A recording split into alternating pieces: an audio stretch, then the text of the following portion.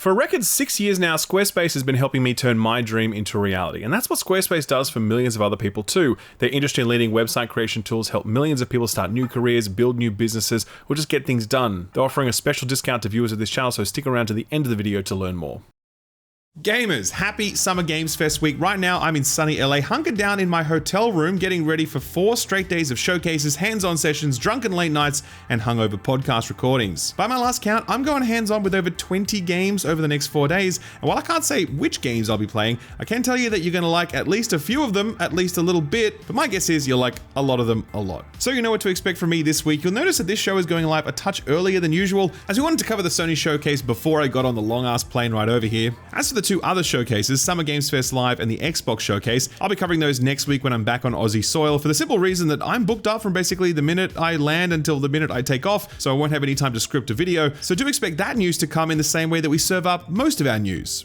Late. But not on our website, thisweekinvideogames.com. Right there, you can expect up-to-the-minute breaking news, and that's one of the main reasons we built that site. So if you like your Summer Games news piping hot and fresh, then head over to thisweekinvideogames.com and sign up either for free or as a paying supporter to get tons of exclusive content. Okay, enough preamble. We've got a big week of showcases to cover, so let's get started. Team Blue, show us what you got.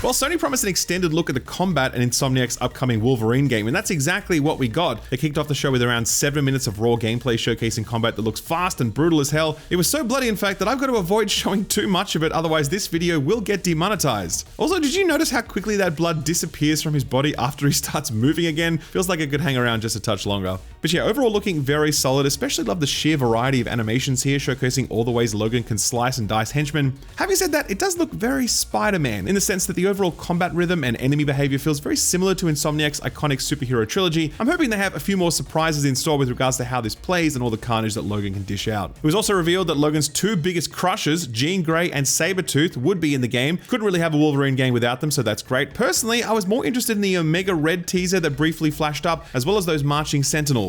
This is clearly pulling from a wide base of Wolverine and X-Men lore, and I'm very into it. So that's Wolverine, a very strong opening salvo from Sony, and luckily one that we won't have to wait too much longer for, since it is releasing on September 15th exclusively on the PS5, the first of many games in this showcase releasing in September to avoid GTA 6. After that was the return of a beloved IP. Roll the trailer.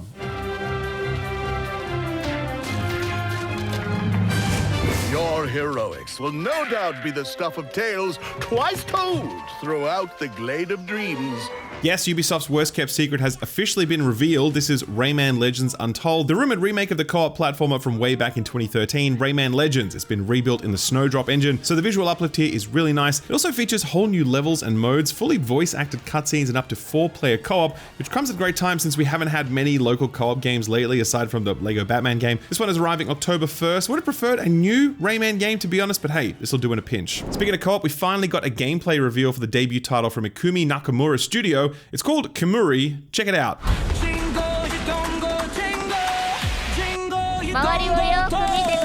Now, to be honest, as I was watching this, I was scared that this was another gacha game, and I was kind of disappointed because I was like, damn, this looks sick as hell. Shame I'll never play it. But when I saw Nakamura pop up, I was like, oh my god, it's an actual honest-to-goodness video game. Christmas is saved. It's you and 2 other friends hunting yokai and gaining their abilities to help you hunt other, stronger yokai. It's got flashy action combat and fluid traversal across a dense city with tons of verticality. We've all been keeping a very close eye on this thing ever since its reveal back in 2023, and it looks like we won't have to wait too much longer for it since it is slated for release sometime this year. Also, Nakamura, we never forgot you, don't worry. Next up, it was time for a look at Amazon's new Tomb Raider game. Show 'em, Stu. This isn't about glory or money or making the world a better place. This is a puzzle, buried in centuries of silence.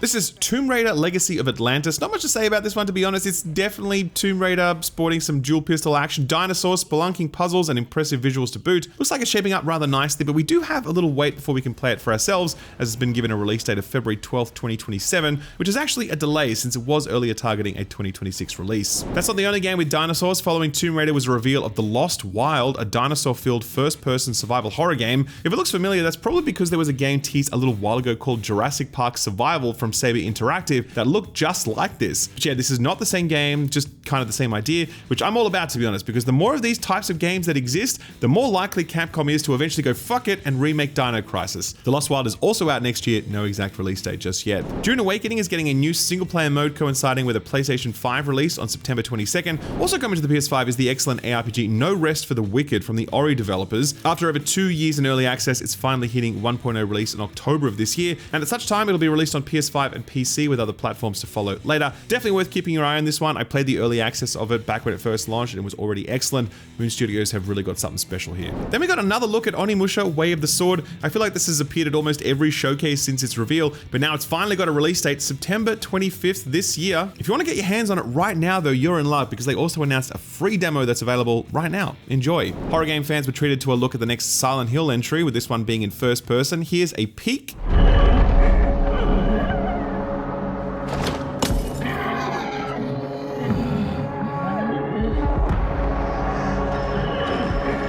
A real focus on stealth here, it seems, hiding in closets and throwing rocks to lure away enemies. Super keen for this one, as modern Silent Hill games have been generally very good. And this one's not too far off either, as it's releasing just a day before Onimusha on September 24th this year. Rip my sleep schedule in September, it's gonna be bad. Next up was Ace Combat 8 with a better look at its story, which seems packed with hype and melodrama, and we wouldn't have it any other way. The team also teased a pre-order for a port of 2006's Ace Combat Zero: The Balkan War. Not a bad pre-order bonus. Anyway, I love me some Ace Combat, so very much looking forward to this one as well. It's set for release October 2nd of this year. Hey, did you know the Space Marine guys are working on a racing game? It's true. It's called Stuntman Hollywood from Saber Interactive, which has you playing as a stuntman, pulling off all sorts of crazy vehicular maneuvers. It even features a Back to the Future DeLorean, which does earn some brownie points from me at least. Great to see this franchise back in the mix after all these years. Love the direction for it. No release date just yet for that one. Then we got to look at Ill, the first-person horror title being published by Mundfish, the team behind Atomic Heart. This one's looking just as gory as the last time we saw it, in fact even more so, and it looks actually pretty damn good. It's out sometime in 2027. Please look forward to it. Control Resonant got a release date with the trailer teasing a little more of its world and story. This one comes out the same day as Silent Hill on September 24th of this year, which is also a day before Onimusha. Really feels like these studios are going to have to shift these dates around a little because this is getting silly. This is followed by the announcement that RuneScape Dragon Wilds, the survival game set in the world of the classic MMO, is coming to PS5 in fall of 2026 and it arrives PS Plus day one.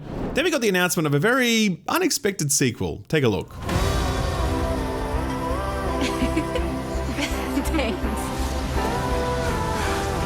This is Until Dawn 2. Like the first game, it's an interactive narrative horror thriller, this time set on an island with a bunch of ghost hunting influencers who find out that they've got a little more than they bargained for. It stars Neil Newbon as one of the main characters. Notably, this isn't being developed by the original Until Dawn developer Supermassive Games, instead coming from Firesprite, a co-development studio that's worked on the Horizon Call of the Mountain VR game. Do wonder if they'll be able to pull it off, to be honest, but I guess we'll find out when it releases sometime next year. Finally, it was time for that one more thing, and I gotta tell you, it's a good one. Roll it, Stu.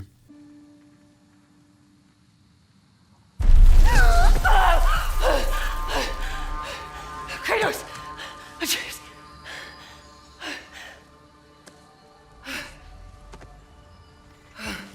I feel like Sony were doing a bit of a cheeky bait and switch with the Wolverine thing being the headliner for this show, because to close things out, Sony both revealed and showed off roughly 20 minutes of gameplay of the next God of War game. This is God of War Laufey, where you play as Faye, wife of the ghost of Sparta himself and mother to Atreus, who's trying to find her way back to her family through the afterlife, specifically the afterlife of the gods. And by that I mean all the gods, because it looks like some gods from other mythologies are stirring up trouble here, and we'll have to team up with this talking sword and this jelly cube thing to drive them back. The Jelly Cube is voiced and even mocap by Jack Quaid, best known for his work on Red Letter Media, but he's also appeared in other smaller, less notable productions, including The Boys and Oppenheimer. On that note, Deborah Ann Wolfe is reprising her role as Faye, and she's already shown off some pretty killer acting chops here. I think she'll make for a really fantastic lead. As expected from this studio, the facial capture and overall visuals look top class, as does the combat. It does look to play quite similar to the prior games, but Faye is somewhat lighter on her feet and also magically inclined. Faye is also able to leap high into the air to dodge attacks or juggle enemies like a DMC character. Honestly, I think this just looks fantastic. This is like a God of War fever dream. Sadly though, it looks like we will be waiting a little while for it, as there's currently no release window listed at all between this and the God of War trilogy remake. Sony Santa Monica surely have their work cut out for them, but I'm sure they're cooking up one hell of a feast for us. So overall, a very strong showcase from Sony, I think. Some surprising reveals, release dates for games that we were already looking forward to, and in particular, I really liked how this showcase was like 90% actual gameplay rather than pure cinematics or mere title drops, typified by that final God of War Laufey reveal. Also, September is like ridiculously stacked now. I saw Jason Schreier tweet out that you'd almost be more afraid to release a game in September than next to GTA 6 at this point, and he's not wrong. Before, we only had the likes of Blood of the Dawnwalker and Dawn of War 4 releasing that month, but now add to that Wolverine, Onimusha, Silent Hill, and Control Resonant, and then Ace Combat 8 and Rayman at the start of October. Man, it's going to be a hell of a time for games. One like equals one prayer as I try to find the time to cover them all. If you looked at the chat during the Sony State of Play, you would have seen it spanned with people demanding that Sony give us Destiny 3. Because yeah, even though Sony have plenty of games coming, Destiny 2 is on the way out, but not if the games community has anything to say about it. I know you might be tired of hearing about Destiny at this point, especially given how long I banged on about it last week, but I think what's going on over the last week is worth talking about.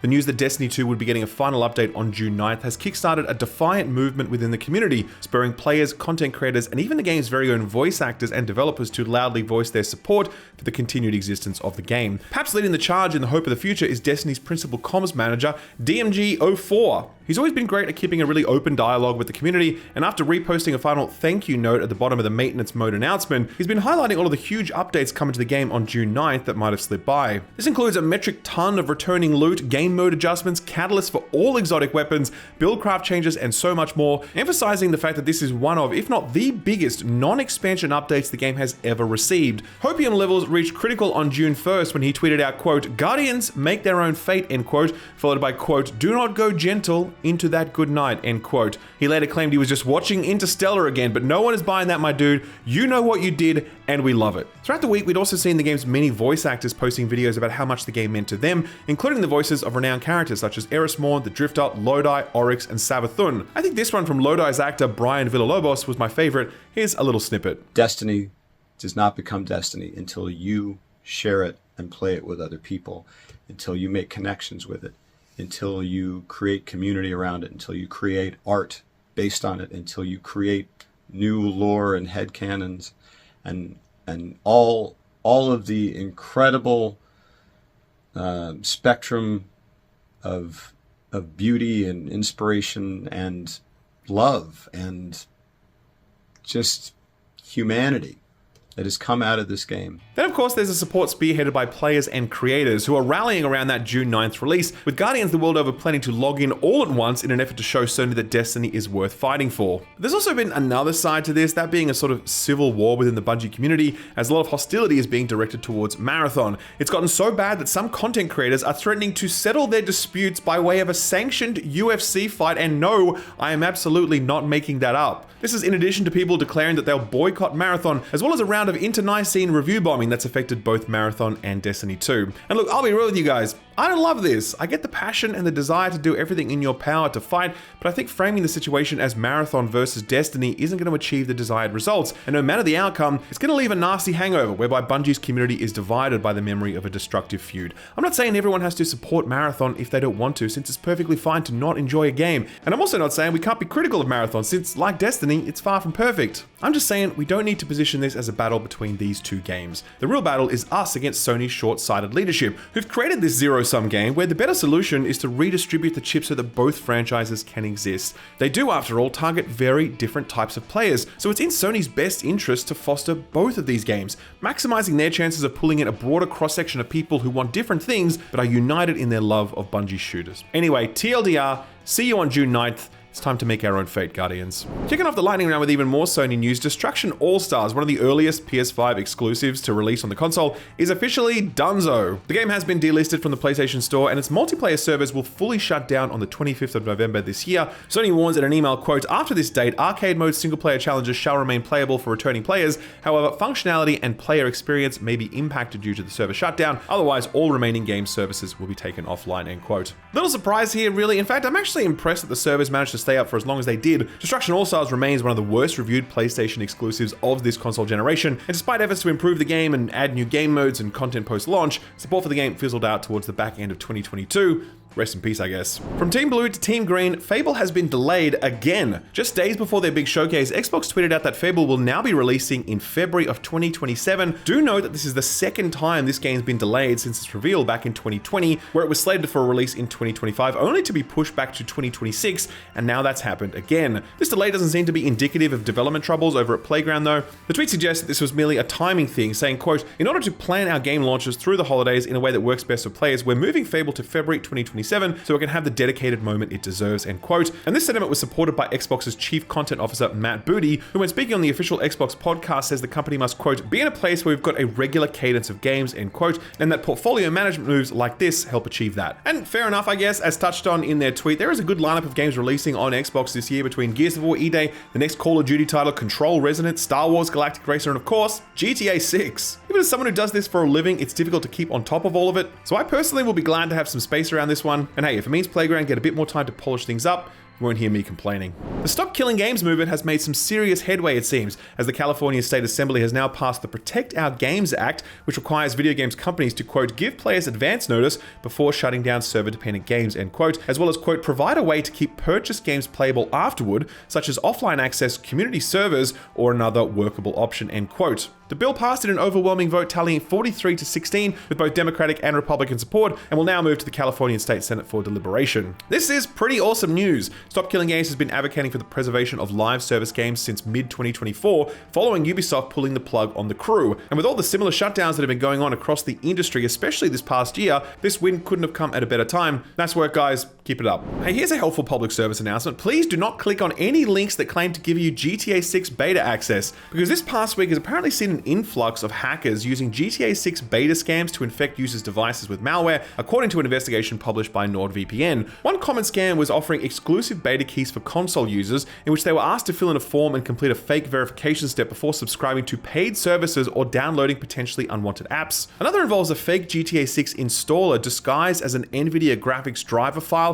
that plants malware into your device. NordVPN have also spotted clones of popular piracy and repack sites that claim to be sharing GTA 6 files for Windows users, despite the fact that the game isn't even launching on PC, at least not at first. There have also been hundreds of phishing sites masquerading as Rockstar Social Club login pages, and a fake GTA 6 beta app for Android that contains nothing but ads pointing you to other unwanted subscription servers and malware downloads. TLDR, there is no GTA 6 beta going on right now, so do not click on anything you see claiming that there is. It almost goes without saying, I suppose, but hackers and scammers are getting pretty sneaky these days, so it's worth staying extra vigilant. In other GTA news, a major GTA 5 multiplayer mod service, RageMP, has announced it's officially shutting down. In a post made to their forums, they say that their public server listing will be shut down on June 1st, 2026, and support for the platform servers will fully end on the 31st of August, 2026. RageMP says this follows a request from Take-Two Interactive, who have, quote, "made it clear that 5M is the only authorized platform for GTA 5 multiplayer modding, as defined by their platform license agreement," end quote. For those unaware, 5M is the multiplayer server provider created by CFX, the modding team that was acquired by Rockstar back in August of 2023, and in January of this year, Rockstar launched the official CFX marketplace, which contains both free and paid mods for 5M and its Red Dead Redemption 2 counterpart, RedM. So it's a little bit similar to what Bethesda have done with their Creation Club, but yeah, multiplayer servers have been a huge part in GTA 5's longevity, especially within its role-playing communities, and it kind of sucks to see modding consolidated like this. At the time of writing, the live tracker on RageMP's website says it's currently hosting 285 online servers with over 45,000 players online, and now those server owners have to migrate to a platform that's being actively monetized by Rockstar. I don't know, man, I guess it's their right to do it, but still, it is a huge bummer. So what got announced or delayed this week? Well, aside from the state of play stuff, there were a few other tidbits that snuck in ahead of the Summer Games Fest craziness. We already mentioned the more or less expected Witcher 3 expansion last week called Songs of the Past, which we got a few more details about during CD Projekt Red's earning call. It's being co-developed by a Polish studio called Fool's Theory, who put out a CRPG called The Thaumaturge, and are also working with CD Projekt Red on a remake of The Witcher 1. CD Projekt Red's CEO also said the size and scope of the expansion was similar to that of Blood and Wine, and that they are definitely not coming to last-gen consoles for whatever reason, and they also currently don't have any plans to make expansions for the next Witcher trilogy, because they've already signed up for 3 major games at this stage. More details to come at Gamescom in August. Something that was also very much expected was the next Call of Duty title. This year, it's Infinity Ward's turn to again bring Modern Warfare out for a 4th time, with the big twist being that Price and Ghost are enemies now, I think. It's set on the Korean peninsula to depict a fictional conflict where North Korea invades the South, and the campaign will see you play both Bryce and a new protagonist, Private Park, played by young Mazzino, who you might have seen in shows like Beef or The Last of Us. Wow, video game TV actors doing actual video games. Crazy stuff. Anyway, they're also bringing back Modern Warfare 2's DMZ mode, no doubt because around the launch of Black Ops 7 last year, they were like, well damn, everyone's playing Arc Raiders. Wait a second, we don't have an extraction mode. So here it is, 23rd of October 2026 for this one on PC, PS5 and Xbox Series consoles, and Switch 2, which marks the first time COD has been on a Nintendo console since Ghosts was on the Wii U, a game and a console I'm sure many would rather forget, especially Nintendo. Over to Square Enix now, who revealed 2 new Dragon Quest games during a 40th anniversary stream for the series. Well, technically, one was a re-reveal for Dragon Quest XII, which was first announced back in 2021 at the series' 35th anniversary stream. The developer said in the past few years they hit a few roadblocks, so they had to hit the reset button to start development from scratch again. Its new subtitle is Beyond Dreams, and it's about the sleepiest RPG protagonist you ever saw in your life. No date for this one. The second Dragon Quest game was a new one in its Dragon Quest Monsters spin-off series, subtitled The Withered World. The Monster series is all about monster capturing and battling, and this will technically be like the 15th release in this branch, if you can believe it. No date for this one either. One final announcement worth mentioning is that Factorio, the highly influential automation game that everyone keeps telling me to play, but man, I sure as hell do not have enough hours for that, it's ending its active development 10 years following its early access release. They say they have one last major update to release, after which they'll go into support mode. Thankfully, genre fans will have plenty of other options to choose from now if they want something fresh, since Factorio certainly kicked off something pretty big. Okay, so what came out last week? Well, let's give some love to first-person puzzle game Yerba Buena, which seems to have really flown under the radar. It's got a fair 70 on OpenCritic with under 10 reviews and less than 40 reviews on Steam, though 94% of them are positive. Here's Steam user Gem, who recommends it after 5 hours, saying, quote, the first few chapters had me intrigued on how open it was and how many options there seemed to be to accomplish different tasks. Admittedly, I was actually rather disappointed through the middle of the game, as it seemed to kind of degrade into test chamber style puzzles, where there aren't many options to accomplish your goals, but the puzzles through this I found interesting regardless. Towards the end of the game, there were more options again, especially in the opening section of chapter 11, and I very much enjoyed this chapter. The game definitely has room for improvement, ranging from voice acting to some janky physics at times, to sections that really needed just one more checkpoint. That all being said, the game is still very enjoyable, end quote. Another one that also seems to have flown under the radar, at least relatively speaking, and surprisingly so given the developers, is Crash Out Crew, the new one from Aggro Crab, of course part of the crew responsible for Peak. This one's sitting in the realm of very positive with about 500 reviews at the time of writing. Again, 94% positive. Ricky on Steam has this to say, quote, Aggro Crab delivers on that good friend slop. You can tell the love and polish they put into their games to make them fun, all at a low price. Crash Out Crew is more akin to something like Overcooked than Peak. You try to work with or around your friends to meet your delivery quotas in a sort of stage format. Pick it up, end quote. Steam user Bingy had this to say, quote, this game is utter chaos. It probably took 5 years off my life from stress. Me and my friends are frequently cursing each other's bloodlines after a simple mistake. What a masterpiece, end quote. Map, a game about maps, was one of our radar picks from a couple of weeks back. This is a cartography game that has you making treasure maps instead of deciphering them. This one is also in the very positive realm with just over 100 reviews counted. Here's Steam user Roven, who says, quote, even though I generally don't play a lot of cozy games, this is a real gem. If you love the treasure hunting from Sea of Thieves, but could live without the annoying griefers and wish for a bit more complexity in the puzzles, you definitely should give Map a try, end quote. Steam user Matt Good had this to say, quote, this is a really nice game. I'm doing new things and considering the environment in ways that I never thought about in a game before. I also really love the added little bonus of the secrets in most levels. They are a really good sweet spot of difficulty where they feel exciting to discover and very satisfying to figure out, end quote. 868 Back was another one of our radar picks from a few weeks ago, the hardcore roguelike hacking game. Not too many reviews for this one at the time of writing. It's sitting at a positive sentiment with around 70 reviews counted, though 100% of them are positive. But lo and behold, who's that with the most helpful Steam user review? Some guy called Bennett. Oh my gosh, it's actually Bennett Foddy, the developer behind Baby Steps and Getting Over It. Here's his review after 23 hours with it. Quote, Michael Bruff makes deceptively simple looking games that have an enormous amount of depth. I'm just a couple of hours into this new one, and it already seems much deeper, bigger, and more ambitious than the last one. You'll probably be a little stumped at first. Getting to know his games, going from totally lost to lost in thought, is a huge part of what's enjoyable about them. Edit, 2 days later, good lord, I am totally addicted to this game in the best way possible, end quote. All up, he now has 50 hours in this, which means he clocked an additional 25 hours in the 2 days since posting his initial review. Absolutely crazy. All right, so what's coming out this week? Not a whole lot, to be honest with you. It's another relatively quiet release week with no big brand headliners, meaning it's time for indies to shine, and also Destiny 2 to get its last big hurrah. We'll start though on Friday, June 5th, and it's the Gothic 1 remake, a Eurojank RPG favorite from the early 2000s, which has now got a very big facelift, and by the way, it was a major source of inspiration for The Witcher, according to CD Projekt Red themselves. Anyway, this one is headed to PC, PS5, and Xbox Series consoles. Jumping over to next week, post Summer Games Fest, and the first cab off the rank is a game that was one of the wackiest trailers at Summer Games Fest in 2024, Killer Bean, which launches into early access on Monday, June 8th. This one is an action roguelike based on the seminal animated series by Jeff Liu, who's also developing this game solo, and he expects to be in early access for at least 2 years as he adds co-op and content. Expect a stupid amount of action with lots of bullet time and over-the-top takedowns, as well as, quote, frequent violence between coffee bean characters, end quote. Thanks, team. Moving on now to Wednesday, June 10th, we've got a new open-world survival crafting game called Witchspire launching into early access. Heard a lot of good things about the early previews and demos for this one.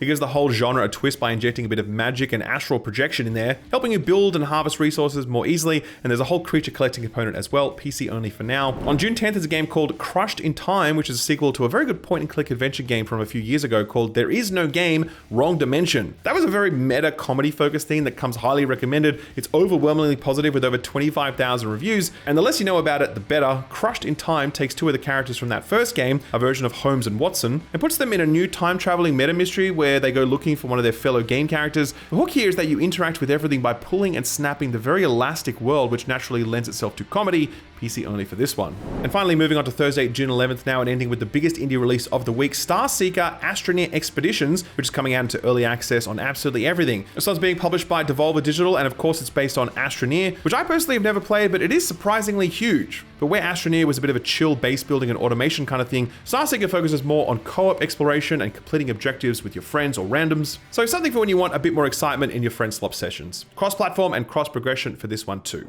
We saved one of the indies coming out this week for this next segment. This one caught our eye at Gamescom last year, so put this on your radar. Here in Palapori, our heroes are only as strong as their last meal. And that's where I come in. I make the meals. I pair the flavors they love with the magic and abilities they need, powering up our caretakers for their ventures into the wilds. This game is called Beastro, and as you can see, it's not only a turn-based deck-building dungeon crawler, it's also a game where you essentially play a version of the Mouscular Chef from Monster Hunter. Beastro is a hybrid game that's part management RPG where you look after your restaurant, animals, and crops, and part cooking simulator where you're graded on completing minigames like frying and chopping. And depending on what you feed the adventurers who come to your restaurant and how well you make the meal, the better their combat deck ends up being. The combat is also represented by these neat-looking cardboard puppet shows, which to be honest was the real hook that got us looking even more deeply at this one. And of course, the better you do out in the wilds, the better chance you are of returning with better ingredients to cook with. It's an interesting mix of cozy game genres with combat bringing a bit of bite to all of it, no pun intended. So if you do like the look of this one, we've left a link to it over on our Steam curator page, which also has links to all of the other Put This On Your Radar stuff we've recently covered. I'll leave a link to all of that below the like button. Our feel-good story of the week is one featuring the type of person that doesn't usually feature in this segment, a gaming CEO. Recently, WWE 2K26 got an update that included a number of new wrestlers added to the roster. The additions are always announced publicly, but there was one new challenger who they forgot to add to the patch notes.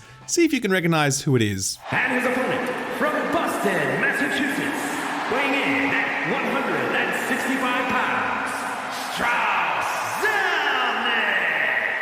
That's right, it's Take-Two CEO Strauss Zelnick, who either agreed to or asked for his likeness to be added to the game. To make it all the weirder, Zelnick's intro song is Frank Sinatra's My Way, okay buddy, and this song cannot be played in the jukebox, nor can it be assigned to another wrestler's intro. It's literally just for Zelnick's intro, and that is it, and it really is a very fitting move for a CEO to hoard IP so that others cannot enjoy it. I will say though, it is refreshing to see a CEO willingly add their likeness to a game where the entire point of the game is beating the shit out of people. The next time Take-Two pulls some bullshit, we're going to be able to cut to a quick gameplay clip of Zelnick getting coat-hangered in his crisp blue suit. And finally, it does pain me to say it, but the announcer barks for this guy are pretty damn good. Strauss Zelnick looking to take a title here in WWE. In fact, he might take two. All right, ladies and gentlemen, that is another show down, and it was a big one, kicking off the Summer Games Fest as best we know how. Plenty more to come next week, and after that as well, since I'll be doing at least a few impressions videos based on the games I'm playing over this weekend. A lot to look forward to, so if you're as excited than I am, then do hit that like button, because I don't know, man, we just need likes around here. That's the way this whole business works. And we also need subscribers. So be sure to hit that button as well if you haven't. I'm gonna get some sleep now, so I've got enough juice for what's coming. You take good care of yourselves. Thanks for watching, and a big thanks to this video sponsor, Squarespace. It's never too late to make a switch. Look at me. A few years ago, I was chained to a desk doing corporate stuff. No disrespect to anyone who loves that, but it certainly wasn't making me happy. I've told this story before, but when I wanted to break into the games media business, no one would hire me, so I decided to make my own website that focused on game guides. The thing was, I had no idea how to build a website, so I had to spend a few $1,000s paying someone to build it for me, and the website was terrible, mind you. It wasn't the web designer's fault, it was entirely on me. My idea sucked. The point of my story is that back then, you had to pay someone thousands of dollars to build a website for your business idea, because that was pretty much the only way that a website could get made. Not so today, because thankfully we have Squarespace. Squarespace is the place to build almost any website you'll need. Want to sell handmade candles? You can build a website for that. Want to profile your art portfolio? You can build a website for that. Want to start writing gaming reviews and commentary to try to shoulder barge your way into the industry? You can build a website for that too. Squarespace's intuitive tools allow you to build professional looking websites in minutes, and their rich suite of e-commerce options allows you to promote and monetize your work so that you can begin making a living from it. In fact, Squarespace recently took things to a whole new level. Their all-new design intelligence framework leverages their 2 decades of experience in website creation to give you even more tools to shape the website of your dreams, helping you with things like copywriting, tone of voice, product descriptions, and even mailouts. So if you're looking for a sea change, then you're in luck, because not only is Squarespace free to get started with, but if you use offer code SKILLUP, you'll get 10% off your purchase of a domain name. Click the link below to get started. Thanks Squarespace for sponsoring the video, and thank you for watching it.